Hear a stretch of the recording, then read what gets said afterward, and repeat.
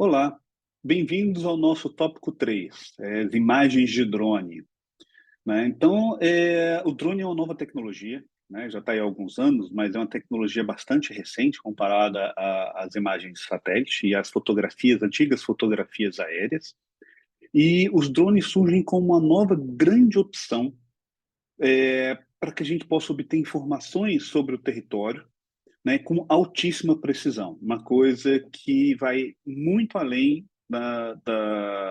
das imagens satélite, das fotografias aéreas, mas quando eu falo de precisão, eu estou falando na identificação de objetos, tá? Quando a gente fala de precisão espectral, as imagens de satélite são o que a gente tem de melhor. Os drones ainda estão caminhando nesse sentido para a melhoria dessa informação. Então, vamos falar um pouquinho, né, dessa nova tecnologia, tá? E como tem sido utilizada, né, a importância dela para o ordenamento territorial no espaço rural. Então, o drone são pequenas aeronaves pilotadas, né, em terra, então nós chamamos, né, de aeronaves remotamente pilotadas, então elas não tem um piloto dentro dela, né, normalmente são equipamentos pequenos, até equipamentos muito grandes, né, então nós temos desde dos drones que são muito utilizados para mapeamento, que são drones pequenos, né, de diversos tipos. Nós temos os drones para pulverização, que tem sido cada vez mais utilizado, porque fazem um trabalho de muito mais detalhe do que os aviões, tem sido utilizado muito na agricultura, os de pulverização. Nós temos os drones de serviço, muito utilizados em situações onde a dificuldade de acesso é grande, então eles podem ter diferentes tamanhos, carregar diferentes tipos de peso. Nós temos os drones para segurança, e aí eles são normalmente drones muito grandes, podem ser utilizados para monitoramento, para acompanhamento, até mesmo para combate com mísseis e coisas do tipo. Então, é uma tecnologia que tem uma aplicação, tem diferentes tipos de aplicação e tem crescido cada vez mais, tá? Esse tipo de aplicação. O que a gente tem que também entender é que existem normas, existem regras. Muitas vezes as pessoas acham que um drone ele é pequenininho, ele é bacaninho, eu posso utilizar de qualquer forma. Por exemplo, eu tenho um drone aqui na minha mão, você vê, né, eu consigo, cabe quase ele todo na minha mão, é um equipamento, né, pequeno. Então, muitas vezes as pessoas acham que por termos, né, acesso a esse tipo de equipamento, tem drones inclusive menores, que caem literalmente na palma da sua mão, que eu posso usar de qualquer forma, de maneira indiscriminada. Mas a gente tem que lembrar que isso é um equipamento de voo e que ele oferece risco de diversos tipos, desde a interferência de sinal, porque eu estou trabalhando com um controle que ele emite, ele funciona por sinal de rádio, então ele pode interferir em sistemas, né, de rádio, até mesmo o próprio acidente com equipamento. Então a gente tem que ter muito cuidado na utilização desse tipo de equipamento, tá? Eu tenho um livro que eu publiquei, né, ele está à venda aí, sobre voo, né, segurança de voo com drone, né? Vou deixar o link também para vocês, se vocês tiverem interesse em adquirir.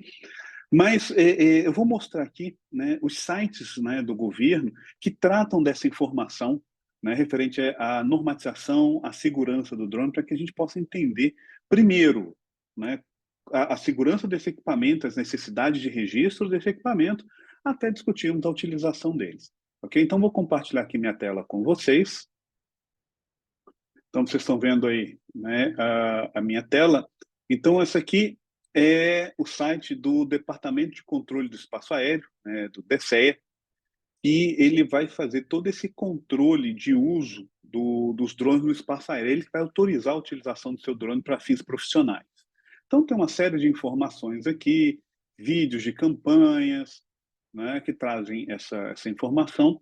Quando a gente avança aí, ele também vai trazer, né, informações sobre operações seguras, né, como trabalhar com segurança, né, com voo de drone. Então, aqui tem algumas orientações.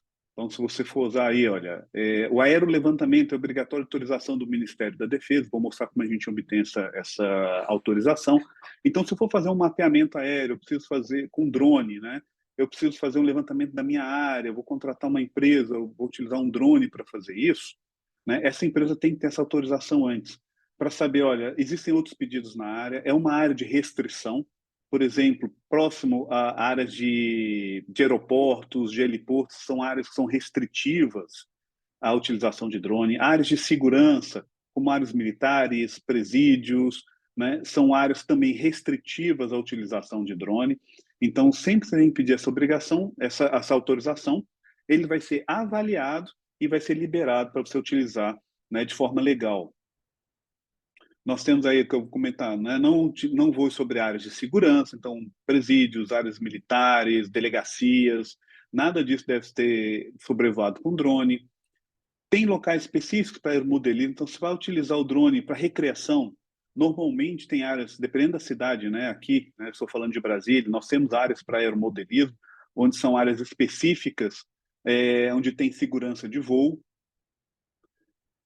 Manter distância de instalações e edificações, recomenda-se pelo menos 30 metros, né, para evitar o choque com esses elementos. Não sobrevoe pessoas sem autorização. Lembre que o drone ele pega imagens de alta precisão. A gente pode trabalhar com imagens aí com 1 centímetro até menos. Então, sobrevoar a pessoa significa que eu estou pegando, eu posso identificar, né, o rosto, eu posso identificar essa pessoa. E isso infringe em uma série de elementos jurídicos aí. Então, não sobrevoe pessoas sem autorização delas, tá? Como eu tinha comentado, não voe próximo a aeroportos e heliportos, porque isso pode gerar acidente, você pode perder o controle sinal do seu drone, e aí ele pode se chocar com uma aeronave, entrar numa turbina, e aí realmente causar problemas muito graves. Mantenha sua aeronave sempre no campo de sua visão. A maioria dos drones, esses drones pequenos, como esse que eu mostrei para vocês, né, a gente tem que fazer voo com a visão do equipamento. Existem voos, né, com drones que são um pouco maiores, que vão mais distantes, nós fazemos voos, né, sem a visão do equipamento, é um voo específico, também tem autorização específica para isso. Tá? E aí tem um tutorial aqui, eu do Sarpas, eu vou mostrar já para vocês, eu não vamos entrar nesse tutorial agora. Nós também temos a Agência Nacional de Aviação Civil, ela que vai fazer o controle dos equipamentos. Tá? Então, todo drone que você for utilizar para fins profissionais, né, ele deve ser registrado e é colocado pela legislação. Se o seu drone tem mais de 250 gramas, ele deve ser registrado. Se o drone for muito pequenininho, menos de 250 gramas, aí não precisa fazer o registro. Então, aqui, né, ele vai trazer toda essa normativa, o que é aeromodelismo, as classes de drone. Eu vou clicar aqui no link para a gente, pelo menos, dar uma olhada nisso, mostrando, ó, drones classe 1, peso máximo de decolagem 250 quilos. Classe 2, entre 25 quilos e 150 quilos. Classe 3, decolagem máximo de 250 gramas e entre 250 gramas e 25 quilos. Então, você vai olhar seu equipamento, vai dizer, olha, meu equipamento vai até quanto? Por exemplo, esse que eu mostrei para vocês, pega nessa faixa aqui, ó, 250 gramas até 25 quilos. Tá? Então, qual é a norma específica para esse tipo de drone? Então, ele vai trazer aqui, dizendo, olha, tem 18 anos, possui seguro para cobertura de danos de terceiros, tem a norma, né, do risco operacional, tem toda a regulamentação que ela é feita. Então, isso deve ser sempre observado quando a gente for utilizar o drone. Tá? Como estava mostrando ali para vocês, né, dentro da ANAC, todo drone tem que ser registrado. Então, a gente tem o site que é o Cisante, que é onde nós vamos fazer o registro do nosso drone. Então, tem aí, ó, o acesso ao site, o passo a passo, no livro, né, esse que eu comentei com vocês. Né, ele também faz todo esse passo a passo, mostra as telas, explica tudo que tem que ser feito para o registro. Eu já vou mostrar direto aqui, né, o site do Cisante. Então, aqui você cria um número de cadastro, você vai colocar o número de série dele, quem vai operar, a empresa, se é um drone comercial, se é um drone experimental. Né? O que é um drone experimental? Aquele que você montou ou que uma empresa montou a partir, né, de uma série de tecnologias. Né? As universidades têm pesquisado muito nisso, desenvolvido drones para diferentes finalidades, então eles entram nessa categoria de drone experimental. Né? O principal ramo de atividade, a gente colocou aqui aerolevantamento e fotogrametria, o que a gente usa. É utilizado para pulverização? No nosso caso, não.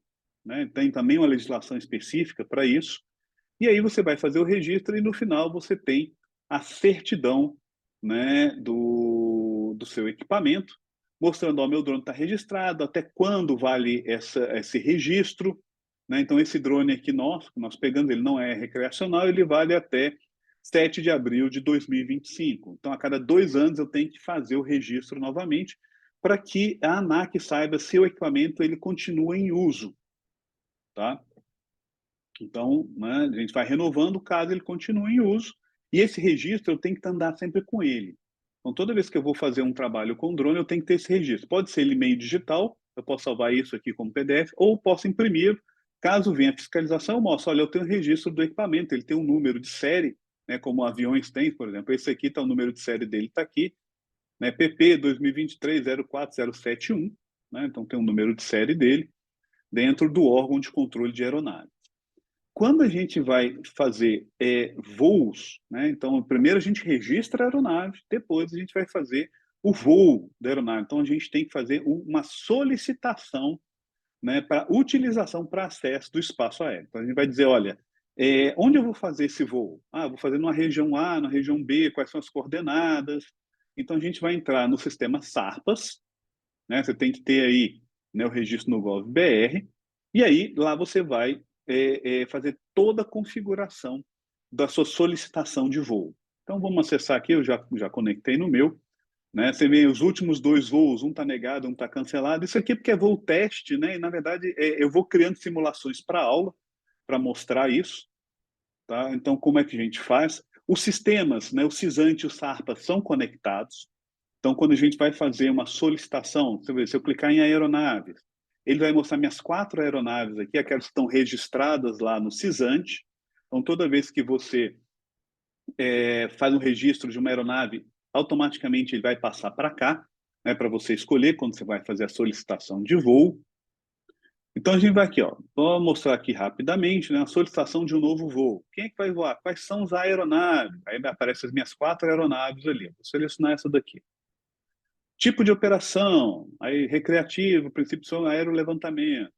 Nome da operação, você vai dar um nome aí, eu vou chamar este voo teste 1. Opa, digitei errado ali. Voo teste 1. Quem que vai pilotar? Eu mesmo. Que tipo de voo? Aí nós temos, né, diversos tipos de voo aí. Esse veloz é o que a gente usa, que é com a visão do meu equipamento. Então, vou voar, o meu objeto, meu drone não vai sair da minha linha de visão. O veloz, ele também permanece na minha linha de visão, mas eu tenho que ter alguém junto comigo, né? Normalmente você recomenda ter uma pessoa que fica observando junto com você, ele é um voo mais sofisticado, mas está indo na linha de visão. E o B veloz, né, é quando eu não tenho mais a visão do drone no meu voo. Então, são equipamentos um pouco maiores, né, hoje a gente chama eles, né, todos a gente chama de VANT, mas que eles vão fazer mapeamentos mais extensos, de longos, né, em longas extensões. Aí eu não enxergo mais o meu equipamento a olho nu. Então, eu falo, é um voo que é um voo cego, B de blind, né, de cego em inglês. Então, deixa aí o veloz, vou dizer, fazer alguma observação que eu queira aqui, vou definir a data, vou definir uma data qualquer aqui, né, para que a gente possa só simular isso. Eu tenho que definir a hora, né, de voo, né, a hora inicial, opa, a hora inicial e uma hora final, né, de voo. Feito isso, eu mando avançar e aí ele vai me abrir a localização, né, para eu escolher a localização, né, de onde eu vou fazer esse voo, né, vai abrir um mapa aqui, né, tá demorando aí para carregar, né, o nosso mapa aí, para ele mostrar, zerei tudo aqui. Tá, mas vamos lá. Não, na localização vai abrir, né, um mapa, vai fazer dependendo da velocidade da internet, então deu uma falhinha ali. Eu não vou ficar me atendo muito a isso. No livro também eu explico bem isso. Tá? Então no mapa vai aparecer como se fosse o mapa do Google Earth. Você vai escolher, olha, essa área, você vai desenhar um polígono ali na área, eu quero voar essa área, você vai dar OK, vai ficar o registro das coordenadas. E no final, no campo 3, ele aparece o resumo da solicitação e você envia. Depois de um determinado tempo, vai chegar a sua autorização ou não do seu voo. E aí você vai fazer, né, esse voo com essa autorização, vai ser um documento, né, você pode imprimir, ó, está autorizado, vá no dia tal, entre a hora tal e tal, em determinada região. Inclusive, você vai definir a altura do seu voo. Né? Aqui no Brasil, a altura máxima pela legislação é de 120 metros de altura, de altitude. Tá? Você pode voar em 120 metros, desculpe, de altura do seu drone, para evitar o choque aí com outras aeronaves. Então, esse aí é o limite que você pode colocar lá para definir essa autorização de voo, tá certo? Então, né, feito todos esses parâmetros, né, registrando seu drone, fazendo registro do seu voo, você pode utilizar esse equipamento para fins de mapeamento, que é o nosso foco aqui para ordenamento territorial rural. Então, muitos órgãos hoje têm utilizado isso, né, têm utilizado vantes maiores, então, normalmente, né, de maneira bem simples, a gente separa drones, são aqueles equipamentos pequenos, de baixa autonomia, como esse que eu mostrei aqui para vocês. A autonomia de voo dele é em torno aí de 20 a 25 minutos, então eu consigo mapear uma área de 20 a 22 hectares, em média. Tá? Tem os drones maiores, aí nós chamamos dos vantes, né? Esse aqui é o que nós chamamos de multirotor, ele tem 4 motores, né? Tem 4 motores aí. Nós temos os drones, né, os vantes de asa fixa. Esses normalmente têm uma autonomia maior, aí 1h30, 2 horas, 3 horas. Aí eles conseguem mapear grandes extensões. E aí nós estamos falando, né, desde 500 hectares a mais de 7.000 hectares em um único voo. Então, esses equipamentos, né, têm sido utilizados para mapeamento, né, de grandes extensões rurais, em alta precisão. Aí nós estamos trabalhando aí na faixa de 5 centímetros, né, de precisão, para a gente conhecer essa realidade com mais alta qualidade de precisão espacial do nosso drone.